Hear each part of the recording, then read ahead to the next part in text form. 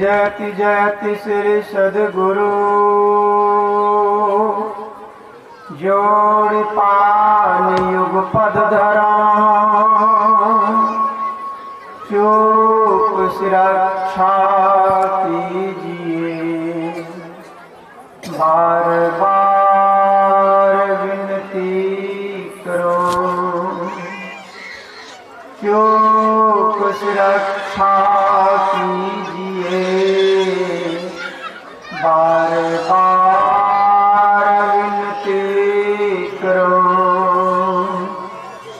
धन्य धन्य सतगुरु सुखदा महिमा कहे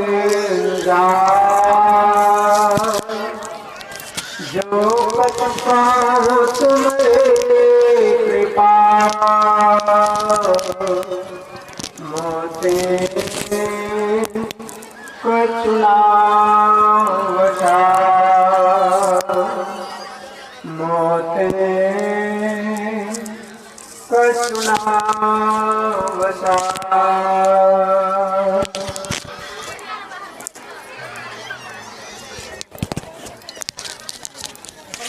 अव्यक्तोपि सर्वत्र विराजमान सर्वशक्तिमान सर्वक्षण स्मरणीय अनंत प्रेमभूषित परमाराध्य सद्गुरु महाराज जी के पावन श्री चरणों में कोटि कोटि सह दंडवत नमन।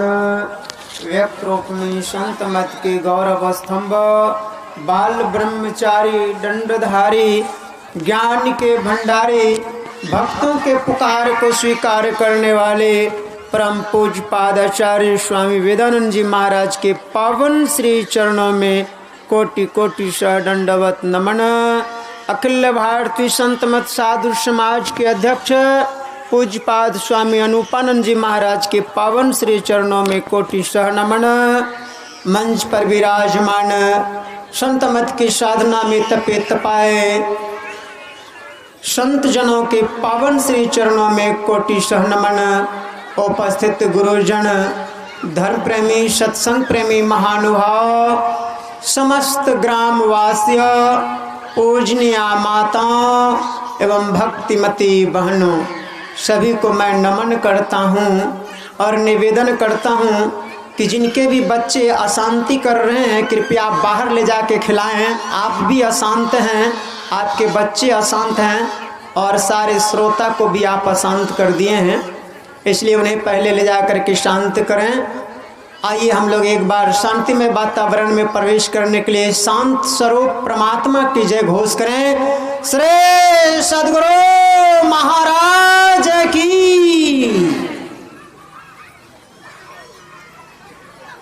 सज्जनों, अभी का जो प्रतिपाद विषय है वह है भक्ति, और भक्ति में कितनी शक्ति है अभी तक कोई वर्णन नहीं कर पाए। सारे संसार दुखी हैं, प्रत्येक जीव दुख से त्राहिमाम कर रहा है। इस दुख से मुक्त होने के लिए क्या करना पड़ेगा? आज दुख से बचने के लिए लोग तन बल, धन बल, बुद्धि बल का इस्तेमाल करते हैं, लेकिन चाहे कितना हो बल आ जाए ये सब बल बेकाम हो जाते हैं, दुख के सामने सब नाकाम हो जाते हैं। गोस्वामी तुलसीदास जी महाराज हम सबों के जब विचारों को सुना जाना तो अपने कलम उठा करके लिखा, धनहीन कहे धनवान सुखी। जब वह लोगों के पास गए तो कहते क्या करें बाबा, भक्ति तो हमको भी करने की इच्छा होती है लेकिन परमात्मा ने दिया है कुछ नहीं है, क्या सेवा करें।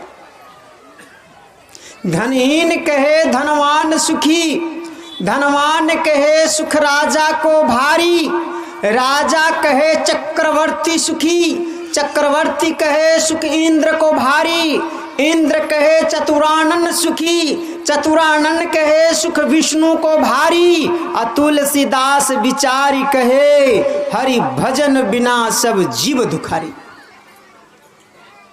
अभी आप सुन रहे थे, यदि दुख से मुक्त होना चाहते हैं, वारी मथे घृत होए बरु, सिकताते बरु तेल, और बिनु हरि भजन न भव तरिए, यह सिद्धांत अपील।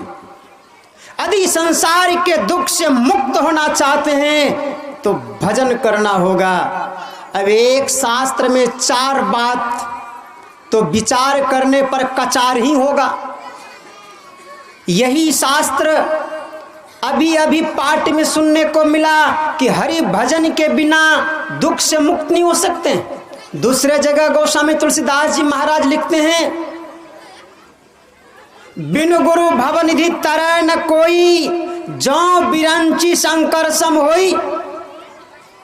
बिना गुरु के पूजा किए, बिना गुरु के आराधना किए, बिना गुरु के शरण में गए, चाहे शंकर भगवान के समान हो जाओ, दुख से मुक्त नहीं हो सकते हो। दूसरे जगह लिखते हैं, राम भजन बिनु मिटहि की कामा, और काम अछैत सपनों सुख नाही। राम भजन करो। और एक गुप्त मत सबय कहे कर जोरी, शंकर भजन बिना नर भक्ति न पावहि मोरी। अब एक शास्त्र में 4 बात हो तो विचार करने पर कचार ही होगा, क्योंकि सही से विचार करके समझ नहीं पाए भजन क्या है, भजन का अर्थ क्या है। लोग तो ही समझते हैं 2-4 गीत गा लिए, ताली बजा लिए, ढोलक झाल बजा लिए, हो गया भजन। भजन हो रहा है, यह तो बाहरी भजन है। धर्म कथा बाहर सत्संगा, अंतर सत्संग ध्यान भंगा। ये बाहरी भजन से काम नहीं चलेगा। ये आपको आंतरिक भजन में प्रवेश करने के लिए एक सहारा देता है, एक माध्यम देता है।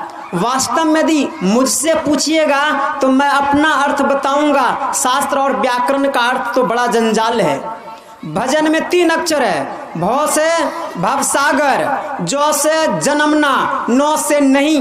वह भजन जो संसार में जन्मना नहीं पड़े तो मरना नहीं पड़ेगा। ऐसा भजन कहाँ जाके करेंगे।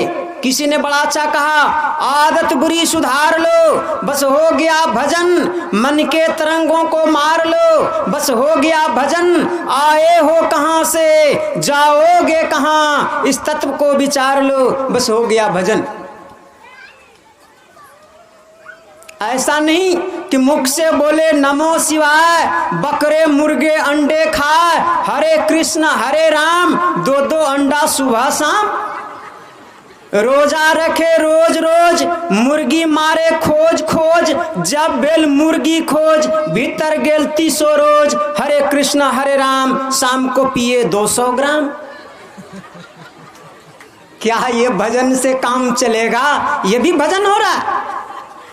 राम राम शिव शिव सब कर रहे हैं, इसलिए कहा आदत बुरी सुधार लो। केवल गीत गाने से नहीं होगा। इसी बात को हमारे महर्षि साईं स्वामी जी महाराज ने कहा कि अरे मन सोच ले, केवल भजन गाने से क्या होगा, समय का मूल न जाना तो पछताने से क्या होगा। समझना पड़ेगा। सबसे पहले आदत को सुधारना पड़ेगा।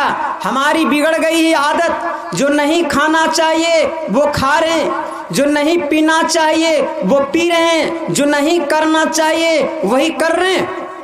प्रातः काल हमारे स्वामी जी आप सबको स्वास्थ्य संबंधी बातों में, खान पान का बड़ा ज्यादा जोरदार शब्दों में और बड़े बल देकर के दृढ़ता के साथ कह रहे थे। मैं भी कहता हूं, परमाराध सदगुरु महाराज जी ने भी कहा, खान पान को प्रथम संभारो, तब रस रस सब अवगुण मारो। हमारा जीवन कहां से शुरू होता है? यह जीवन का शुरुआत पहले भोजन से होता है। पहला ज्ञान क्या दिया जाता है?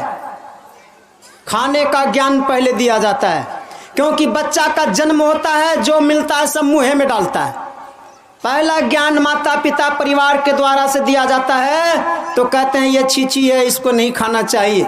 संत मत में 3 ज्ञान की प्रधानता है। सुच्याचार, शिष्टाचार और सदाचार, इस तीन के अभाव में संत मत से वह लगाव नहीं है, वो संत मत से बाहर है। जिसका खान पान ठीक नहीं है, जिसका रहन सहन ठीक नहीं है, जिसका व्यवहार ठीक नहीं है, वो संत मत में ठीक नहीं है। पहले भोजन, जन्म से पहले भोजन का स्टार्ट होता है, तो पहले भोजन को ठीक करते हैं। आजकल तो ऐसे संप्रदाय, ऐसे मजहब, ऐसे संप्रदाय हो गए हैं, कहते हैं कुछ भी खाओ, कुछ भी करो, मेरे पास केवल दीक्षा ले लो, मैं यहाँ चिट्ठा लिख करके उड़ाऊंगा, मरोगे तो सीधे मुक्ति मिल जाएगा। ऐसे ठगों से बचें। मज्जन फल देखिए तत्काला, काक होई पिक बकहु मराला। जब तक कौआ कोयल नहीं हो जाए और बगुला हंस न हो जाए तो परम हंस कभी प्राप्त नहीं कर सकता है। जब हंस नहीं बना तो परम हंस कहां से बनेगा?